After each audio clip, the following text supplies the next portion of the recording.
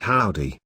In this short video I want to discuss whether or not Larry the Lobster from the famous TV show SpongeBob SquarePants uses gear or not. First I want to take a closer look at Larry's background and observe some anomalies that aren't common for your typical everyday lobster. According to the SpongeBob wiki, the show takes place in the Pacific Ocean, close to the Marshall Islands. Thus we conclude that Larry is possibly not from that area, as he has big claws and no spines like spiny lobsters that are commonly found in this area. Since Bikini Bottom is nowhere near the Atlantic Ocean, where his species is common, he could either have been dropped into the sea by a cargo ship that delivers anabolic steroids or his family traveled there. But since we do not know what Larry's father looks like, it's very difficult to determine his genetic potential. The only parental influence Larry has are his adoptive parents Dennis and Mabel. Dennis does not boast an impressive physique like Larry does. This made me come to the conclusion that Dennis, his adoptive father, doesn't train.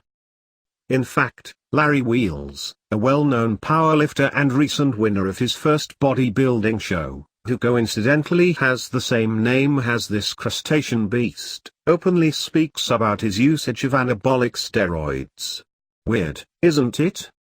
Both are named Larry with an impressive physique. But it gets crazier than this, trust me. In the episode Larry's Gym we can see that Larry lacks his consistent training, which makes him look fat and blown up. This is a very common pattern for men who used to take steroids but abruptly stop using them. Another interesting detail is that Larry supposedly has problems with his aggressive behavior and makes use of his strength. See the theme here? This is a scene from the same episode that ended up getting deleted. Here you can see Larry brutally attacking one of his gym members, possibly attempting to cripple him for a lifetime, proving that he has a weak temper and is unable to contain his emotions. Taking a closer look at his stomach shows symptoms of a relatively common symptom among super heavy professional bodybuilders. The so-called bubble gut or roid belly.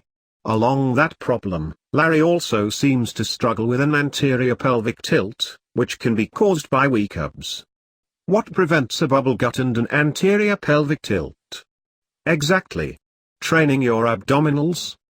Aside from symptoms like the before-mentioned bubble gut, his aggressive behavior, the pace at which his muscle tissue deteriorates, he also seems to be very old and still have plenty of testosterone left in his system. The very first appearance of his was 20 years ago, in the episode Ripped Pants, where he can be seen shoulder pressing extremely heavy weights for someone his size, even though he seems to be entirely lacking triceps.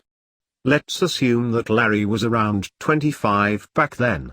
That would make him 45 by now, if not older. How many 45-year-old men have you seen that naturally have massive amounts of testosterone in their body? Exactly, possibly a few. But that is not my point.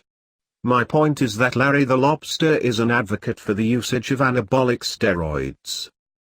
He also seems to bear a lot of dark secrets, such as Nazi propaganda hung up in his own gym that says no slacking.